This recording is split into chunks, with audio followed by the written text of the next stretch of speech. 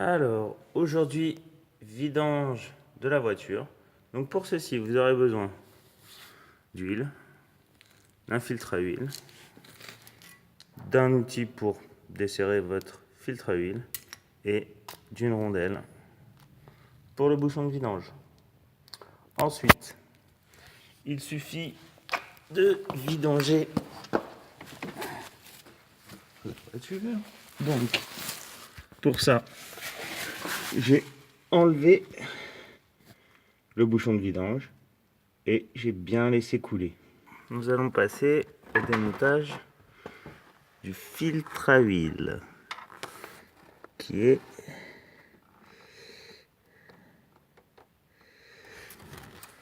ici.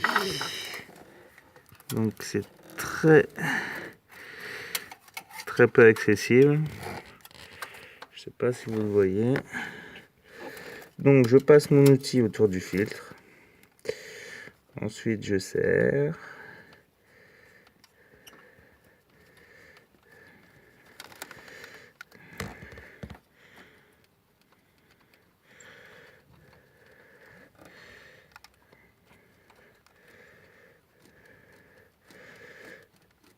Voilà. Je serre bien et après je tourne. Voilà. Donc là j'ai fait bouger une première fois. Je vais redesserrer.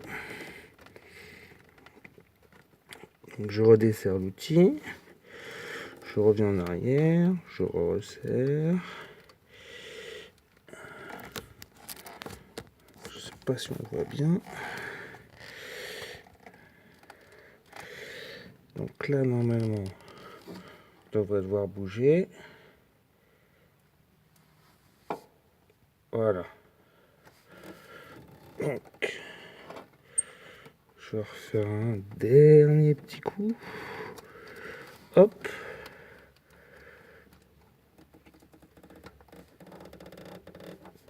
Voilà. Donc là, je pourrais finir à la main. Donc là, j'enlève mon petit outil. Donc j'ai mis du papier absorbant en dessous le filtre à huile. Et maintenant, il faut l'enlever à la main en évitant d'en foutre partout. Ce qui est assez délicat. Donc là, il va se desserrer. Le but, ça va être de faire en sorte qu'il coule le moins possible. Donc, je l'enlève et je le redresse tout de suite. Hop. Bah, voilà, il y a un peu d'huile qui coule. C'est normal.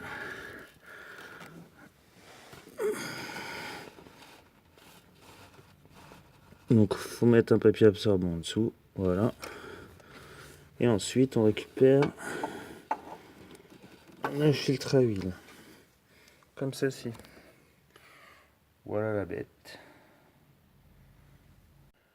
Donc, voici le filtre à huile neuf. Donc, ce que je vais faire, c'est que je vais humidifier le joint comme ceci, avec un peu d'huile. Voilà.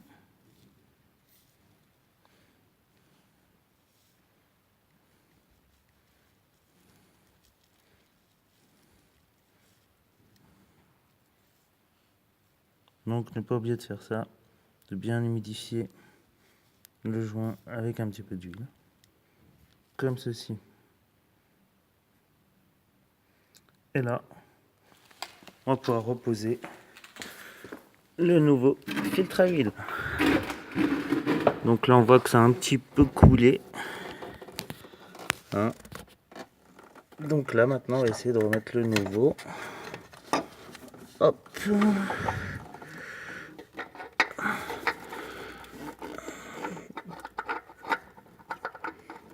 Donc, on serre à la main, pas besoin d'outils.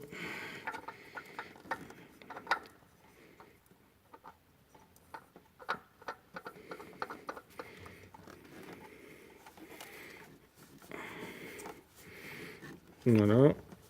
On le serre à la main.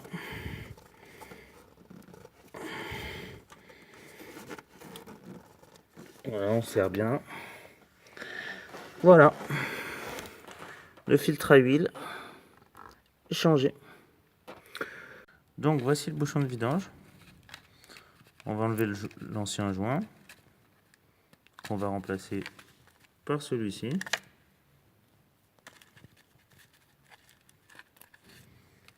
Donc j'enlève l'ancien. Comme on peut voir, il est légèrement marqué. On voit pas très bien, c'est pas grave. Voilà. Donc il est légèrement marqué, hein, dû à l'écrasement. Donc on en met un nouveau. Voilà. Tac. Donc là, on va aller refixer notre bouchon de vidange.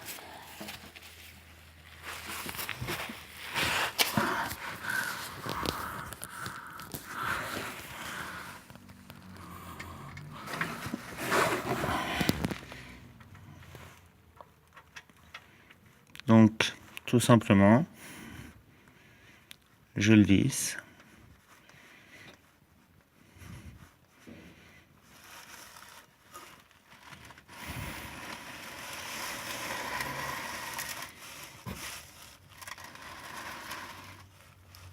Je prends ma clé et je resserre.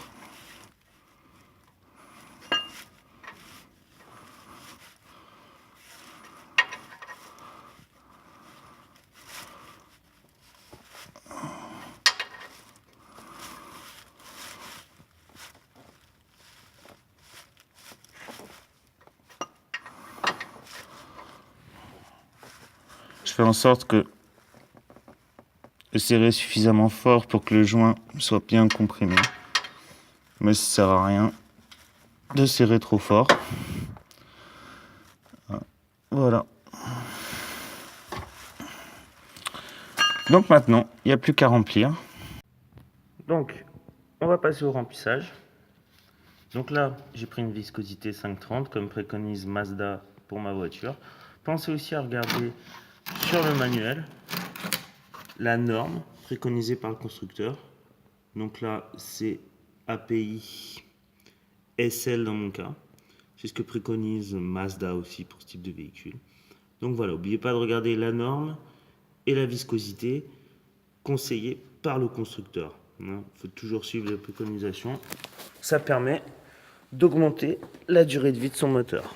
Donc là, on va remplir.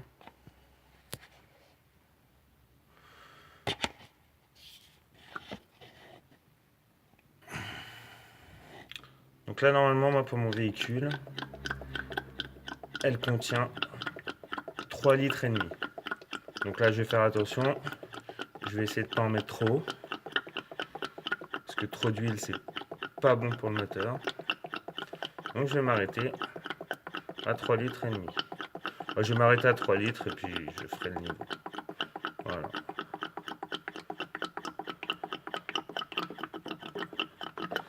Là, on va regarder combien il reste dans le bidon. Pour ça, on le pose.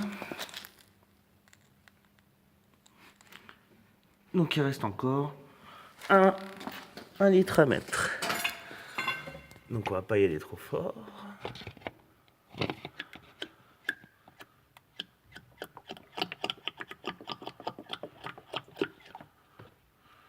Voilà.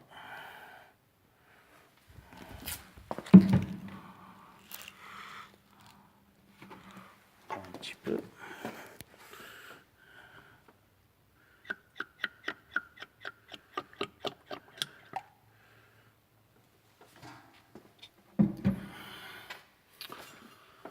Donc là, on va regarder le niveau. Donc là, j'ai fait le niveau jusqu'au maximum. On voit pas très bien. Mais bon. Donc là, je suis au maximum. Donc comme le filtre à huile n'est pas rempli, le niveau descendra un peu. Et normalement, je serai juste en dessous le maximum. Donc si ça descend trop, j'en rajouterai un peu. Mais si on est juste en dessous le maximum, c'est parfait. étant donné qu'il faut éviter d'être au-dessus. Donc voilà. Donc là, je vais enlever. Donc on peut voir que ça a bien coulé quand même, hein. Donc pensez à mettre un essuie-tout, hein, parce que quand on enlève le filtre, ça coule. Et voilà. Donc maintenant, il ne me reste plus qu'à enlever l'entonnoir. Voilà. Et de remettre le bouchon. Donc voilà, la vidange de la MX5 est terminée. Voilà. Donc n'hésitez pas à mettre des pouces bleus, commenter la vidéo. J'ai essayé de faire au mieux. Voilà, c'est une opération assez simple, hein. Tout le monde peut faire une vidange. Il suffit de prendre son temps. Et voilà.